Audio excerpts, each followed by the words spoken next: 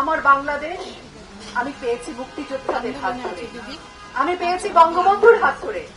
সেই বাংলাদেশে যখন কোন মানুষ এই বাংলাদেশের মুক্তিযোদ্ধার ইতিহাসকে, মুক্তিযোদ্ধাদের, মুক্তিযুদ্ধকে অবমাননা করে, আমি তার প্রতিবাদ জানাতে চাই।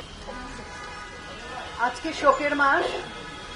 1975-এর 15 আগস্ট আমরা হারিয়েছিলাম জাতির পিতা বঙ্গবন্ধু সহ পরিবারের অন্যান্য সদস্যদের।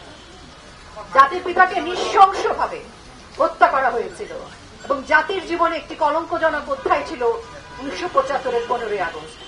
আজকে এই 1 তারিখে আমরা জাতির পিতা বঙ্গবন্ধু শেখ মুজিবুর রহমান সহ তার পরিবারের সদস্য এবং আজকের সময় জুলাই মাসে যে সকল মানুষকে, আজকে অগাস্ট, কিন্তু জুলাই মাসে যে সকল মানুষ, যে সকল স্টুডেন্ট, যে সকল নিরীহ মানুষ, প্রশাসনের কর্মী, শিশু, মা, বাবা, শ্রমিক যারা নিহত হয়েছে তাদের আত্মার মাগফিরাত কামনা করছি।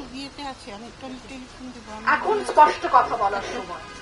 আন্দোলনে আছি। আমার বাংলাদেশ আমি পেয়েছি মুক্তিযোদ্ধাদের হাত ধরে, আমি পেয়েছি বঙ্গবন্ধুর হাত ধরে। সেই বাংলাদেশে যখন কোন মানুষ এই বাংলাদেশের মুক্তিযোদ্ধার ইতিহাসকে, মুক্তিযোদ্ধাদের, মুক্তিযুদ্ধকে অবমাননা করে, আমি তার প্রতিবাদ জানাতে চাই, আমি ধিক্কার জানাতে চাই। পক্ষ বিপক্ষ থাকবেই, নিরপেক্ষ বলে কিছু নেই। আমি আমার বাংলাদেশের পক্ষে এবং আমার বাংলাদেশের বিপক্ষে যারা থাকবে, যারা বাংলাদেশের বিপক্ষে দাঁড়িয়ে থাকবে, আমি তাদের বিপক্ষেই থাকবো। আমার পক্ষপাতিত্ব সবসময় বাংলাদেশের পক্ষে, কারণ আমি মুক্তিযুদ্ধের চেতনার বিশ্বাসী একজন মানুষ। এই বাংলাদেশে বঙ্গবন্ধু কন্যার হাত ধরেই যে উন্নয়ন, সে উন্নয়নকে ব্যাহত করার জন্য আগেও দেখেছি আমরা একটা চক্রান্তকারী রাজনৈতিক দল সবসময় থাকে, সবসময় তারা উঠে পড়ে থাকে। এই গণতান্ত্রিক দেশে বঙ্গবন্ধু কন্যা সুযোগ দিয়েছেন সবাইকে তার আন্দোলনের কথা বলতে, তার অভিযোগের কথা বলতে, তার অধিকারের কথা বলতে। সেই সুযোগ বঙ্গবন্ধু কন্যা সবসময় দিয়েছেন। 2018-তেও আমরা দেখেছি যখন কোটার পক্ষে ছাত্ররা রাস্তায় নেমেছিলেন, তখন বঙ্গবন্ধু কন্যার ভূমিকা আমরা দেখেছি। বঙ্গবন্ধু কন্যা কোটার আন্দোলনের জন্য যে কথা বলেছেন, ছাত্ররা যা বলেছেন একই কথা, বরং বঙ্গবন্ধু কন্যা কোটা বাতিলের কথা বলেছিলেন, ছাত্ররা বলেছে সংস্কারের কথা। কাজে মাঝখানে কোনো পথ ছিল না, বিরোধ ছিল না।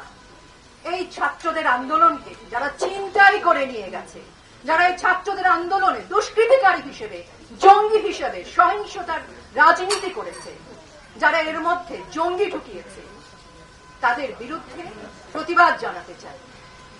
রাষ্ট্রের সম্পদ মানুষ এবং রাষ্ট্রীয় সম্পত্তি।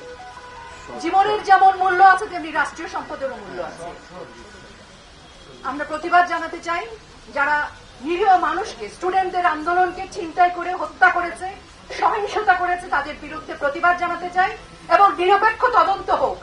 বাংলাদেশে সেই তদন্তের সেই সুযোগ আমরা আগেও দেখেছি, আমরা তদন্ত করতে চাই এবং রাষ্ট্রীয় সম্পদ যারা ধ্বংস করেছে তাদেরকে আমরা রাষ্ট্রদ্রোহী বলতে চাই।